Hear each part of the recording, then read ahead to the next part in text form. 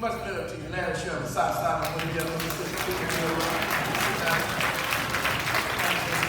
Thank you, Larry Sherman. You know, I was in a conversation a couple years ago with Larry Sherman, and this is one thing I'm surprised he didn't mention this. And he talked about how Cousin James took his children and his family on vacations.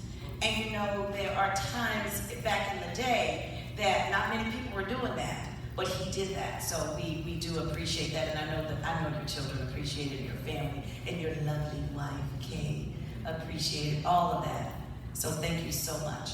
The next person is Odile Thomas, my cousin James's dear sister, dear lovely, beautiful sister. Yes.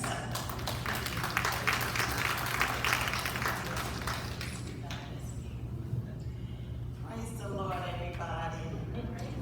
In all things, give thanks, for this is the will of God. I thank God for my big brother. Such a wonderful man. He's a man that I love dearly. And he is so supportive to me. I mean, with the husband, without a husband, however God blesses me. You know, my brother is right there. And I thank God for that.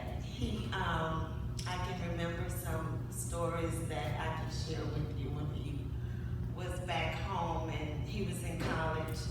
And he would come home on the weekends. And I would go out, peek out the window and see if I see his car parked outside.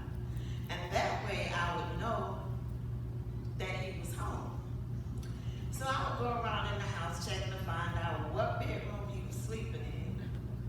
So I would find him and he would never complain. And he would smile and, you know, we would share things and he'll put me in the bed with him. And I think I might have told this story before, how he would he was my trainer. He was like, we were like acrobats at one time when I was like 5 or 6 years old and probably about this big. And James would lie back in the bed and he would put up his hands and feet and allow me to stand up on his feet and I would stretch my hands out. That was my highlight when he would come home. I loved it. And we just kept that up for quite some time. And, you know, I love him because he is such a man. He's such a dutiful man. You know, around the house, never I find anything broken. And he's such a well-organized man. And I love that so much about him.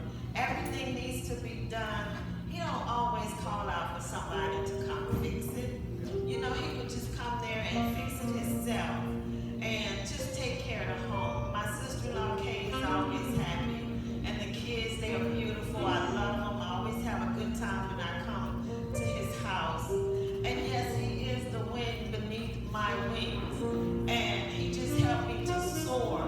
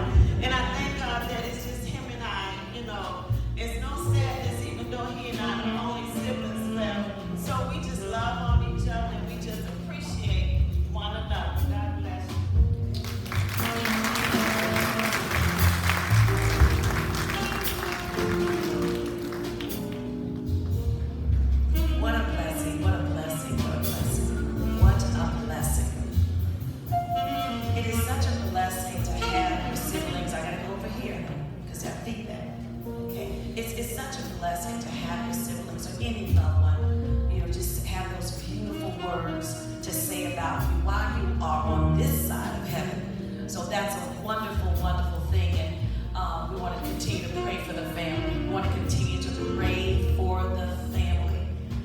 As we move on,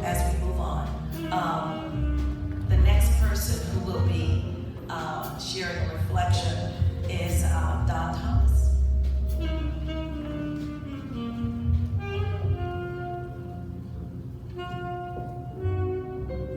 The son, the only son of my cousin James, Don Thomas. Just as handsome as he want to be.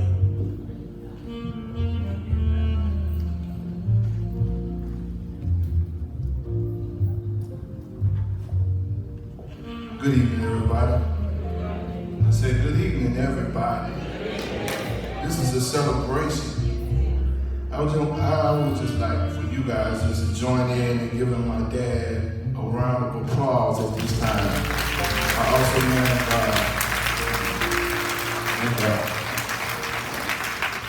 I'm gonna be real brief, because I can talk all day. This is my dad, you know. I won't be short and brief. I'm just say a few words. I wrote some notes here on my phone. I hope I can remember. The first thing and the biggest thing I want to start out with. That's a real man over there if I ever seen one. It's a real man, a real father. I'm striving to be like him every single day. My first memory of Dad is wearing an Exxon jumpsuit. He would always have a little notebook in his coat pocket. Every day he went to work, he always had 5 pens. He always had, Mama always fixed him something to eat. He always had a lunchbox. She took care of him, and I appreciate my mother. Let me see. Let's go to the next thing. I'm thinking about how he would, before he would leave for work, he would anoint, I would be asleep, and he would anoint us with blessed oil, like they mentioned earlier. He would put protection over his home and pray over us as before he left. That was a big impression on me on how a man's supposed to cover his home. Because it was dangerous then, and it's even more dangerous now. The things that are happening in this world. I appreciate him for that. We didn't do fishing and hunting, we didn't do all of that, but Daddy had a love for music. And he took me to all the quartet concerts when I was a little boy. I fell in love with Joe LeGun of the Mighty Clouds of Joy at a young age as a little boy. He took me to see him. That was one of my best moments. We went in the back. We bought Joe LeGun some tab drinks at that time. At the 7-Eleven, right across, they were singing at a Stroma. And we went around the corner, and that's one of the things I treasure because he supported me in my love for music. I'm gonna make this swift. There's a whole lot of things to talk about. I want to hear equivalent. I'm gonna just go to right now where I'm at now. You see these fine gentlemen behind me? These are some of the greatest musicians in the world that I play with. And these guys, yeah, that's all right. It's because of my dad and my mom working together that I'm here. I'm gonna tell you the story where it comes from. My dad would tolerate me beating the drums all evening, all during when I was off for the summers, and I thank him for it. But after about 2 or 3 hours, he'll come out there and open the door in the garage and say, "Son, I done had enough." Son, you just beats and beats and beats and beats. And Brother Eugene Ruffin and Sister Ruffin is here. They're my neighbors. I know I got on their nerves too. They can hear me beating over there too. I'm thankful. And I'm grateful for that. And one life lesson, I'm gonna sit down, be real quick. Daddy, I remember when I was probably just getting out of Alcorn, I was started trying to be a man, and he said, look, save up some money. I need you to save up a certain amount of money, and I'm gonna come back to you in a few months. I need you to save the money. So about 6 months went by, and he came and Daddy said, okay, we're going to the bank today. Okay. I went down to the bank, down to Chase Bank, and he said, I'm gonna take your money.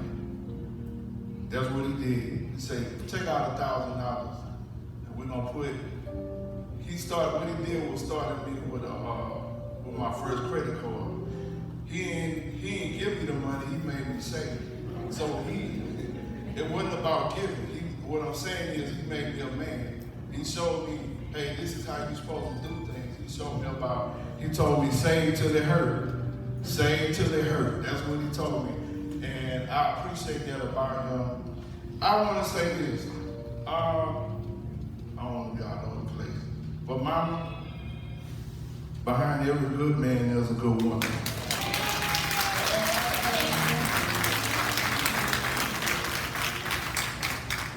Daddy wouldn't be who he is if it wasn't for mama. And I'm going to say that. I want to really honor her, because I'm going to talk about them. I'm going to talk about the epidemic that I've seen in my generation. There's a such thing called me time that I've been hearing amongst my generation. And what I hope I don't offend nobody, but I want to say this: my mom and dad sacrificed everything for us. Everything that we needed, we was there. Everything from start to finish. They knew where we was. They knew who we were staying with. They knew what we was doing in school. And that, what I'm saying is, nowadays that's not so common. And I'm not tripping on nobody. I'm not trying to offend nobody. I'm just saying, you need to know what your children are doing. You need to be in their business. And because of the, we talk about, we look on the news and we see all the craziness that's going on. The children are going haywire, they're doing what they want to do. But back in the day, Mama knew everything about us. And that's what I love about Daddy. He told us we was going to church. We ain't have no choice. You know what I'm saying? And that's the real talk. That's what I want to say. And Dad, let me shut it down. I'm sorry. I salute you. I salute you. I want to say it publicly. I salute my dad because he's an incredible man. Thank you. Thank you. We all salute you. We all salute you. We salute you. Thank you so much, Don. How lovely. Now, I understand everything Don is saying about there's so much happening, and we all do need to know what our children are doing. And again, I don't mean to offend anybody either, but I'm all in my daughter's business, and she doesn't like it, but I'm all in her business. She's 15 years old, and those are some very critical years, So yeah, so she'll be okay. Moving right along, we have before I have Sierra come up, Don was talking about finances, and he said that his father assisted him with attributing to him knowing about finances and having him start with the $1,000. And I welcome many of you to begin. If you're not doing that now, begin that conversation with your child or children or people that you know about finances. A while back, I went on the wrong side. Cousin James and I had a conversation about finances and investing, and I will make it my business. I do have a conversation to have with him before I leave to go back home, because he knows. He knows. He's a smart man, and he's financially astute. So I'm very proud of him. I'm very proud to say he's my sweet cousin. He's my sweet cousin James. So without further ado, we're going to have Sierra Sherman come up.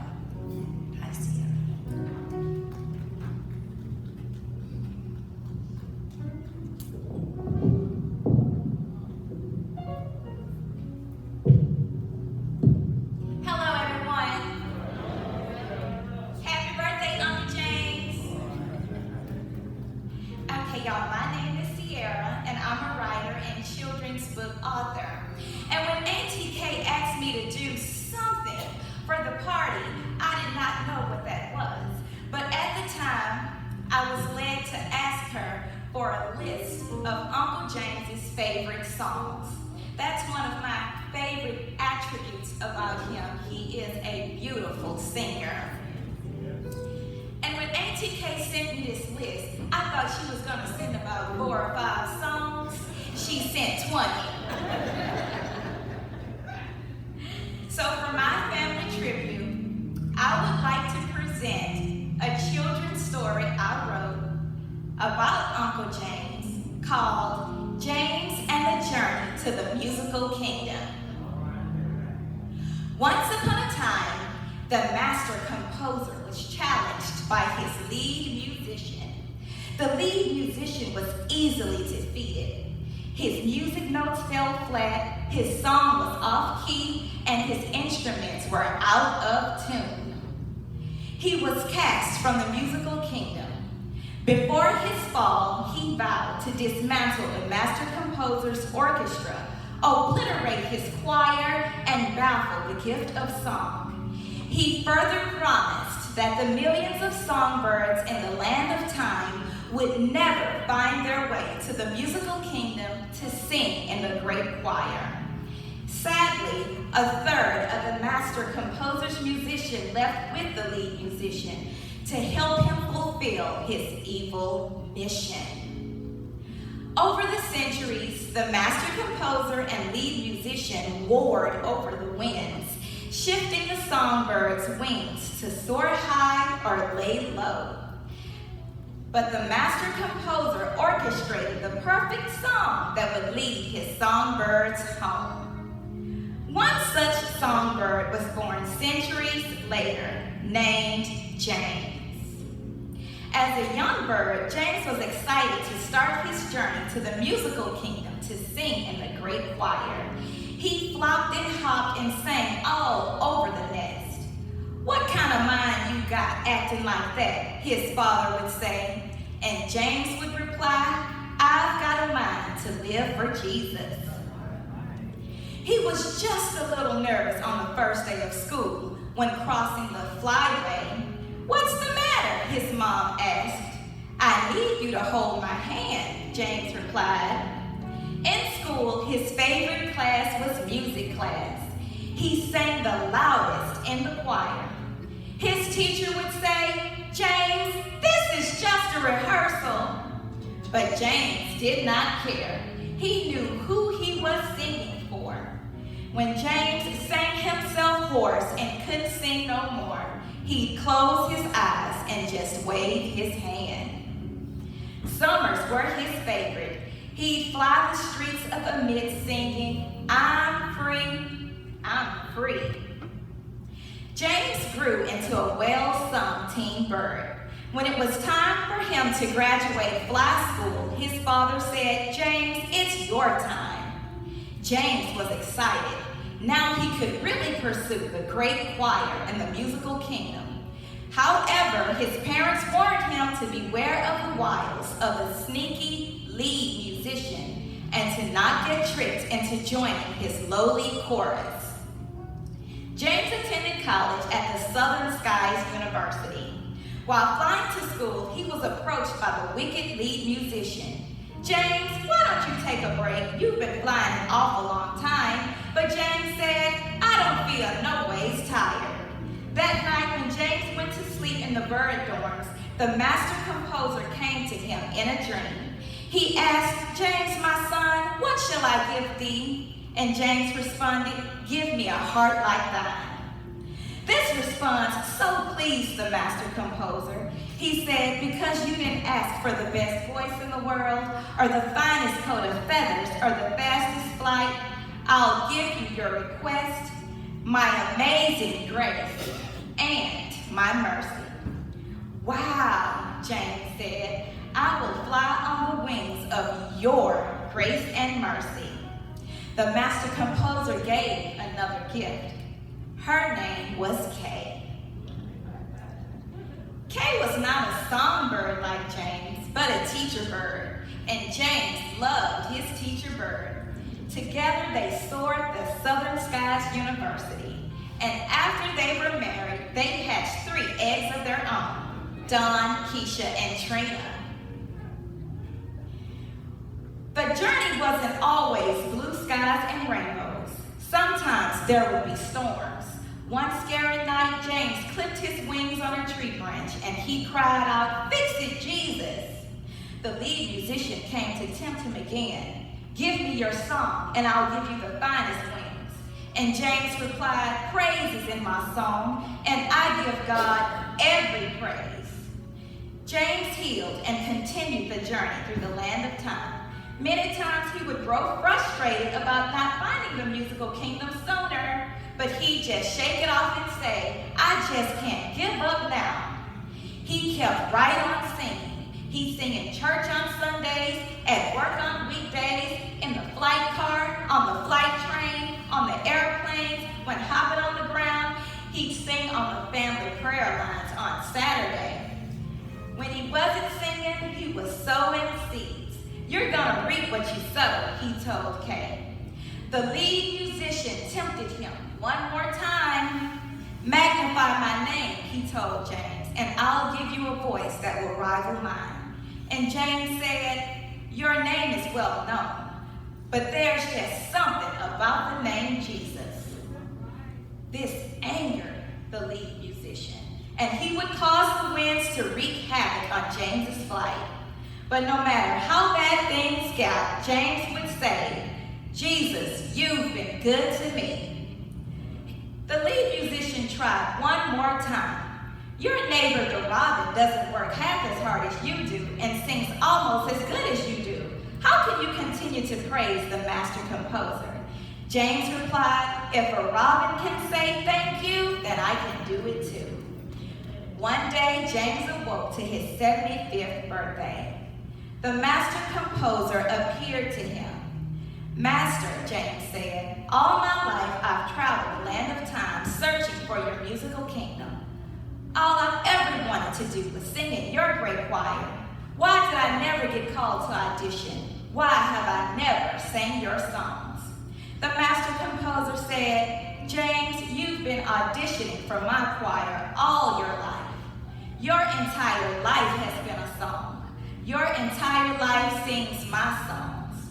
James thought back over his life and said to himself, "Look where the Lord has brought me from."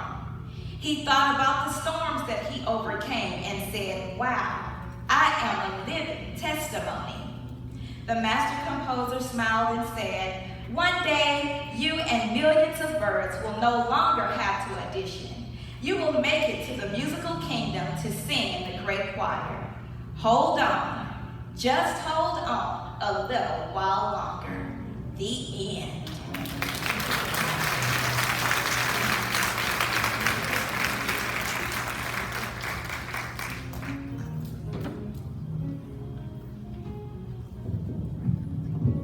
You know, I know my cousin James enjoyed that story. We want to give it up to you again, Sierra. That was awesome, awesome. A young author. That's awesome, and we wish you well. It was beautiful, beautiful. So as we move on, I'm going to remind you that you should have received a card as you were coming into the as you were coming in, you should have received a card. So I'm hoping that you have acquainted yourselves to the people who are sitting at your tables, because now is the time that you select one of those members to be the speaker. So you can, so there's an activity at the end, or toward the end of the program, where we're going to have it pass it on. And so you'll have an opportunity, but someone from the table will come up and we'll have them say some warm memories and warm thoughts about my cousin James. And one other reminder, I'd like to ask that you, I think the pass the mic is the memories, but the memories, and I made a mistake there. Memories and wishes. You write your information on the card, and someone will be gathering those cards from you. And I did remind you earlier, but we had some people who came in since that reminder. Just want to clear that up. These cards will have the information that you've written on them, and Chris is going to be collecting these cards. But the pass the mic is a little bit different. It's an activity we're going to have toward the end. And you're going to, by this time, have selected someone at your table to pass the mic on and share some information about our cousin James. Okay, so now we are at the part of the program where we're going to have the blessing of the food. We have Pastor Charles Thomas. Come up, please.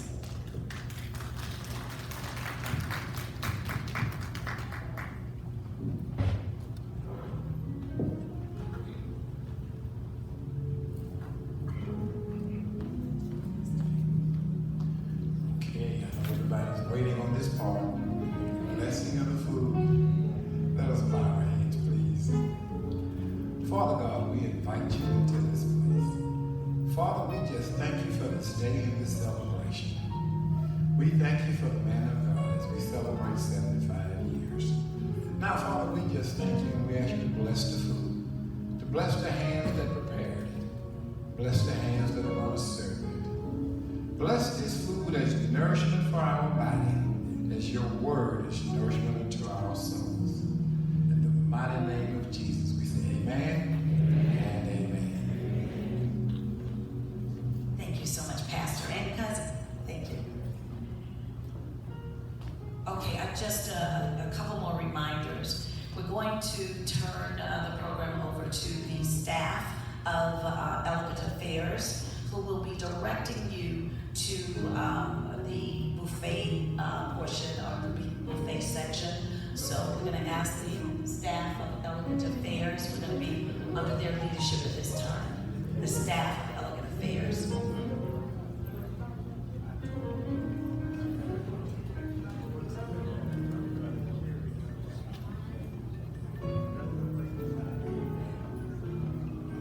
The staff of Elegant Affairs, we're going to be under your leadership at this time. You're going to ask, I know that you have a structured way of doing this, so we're going to follow your lead.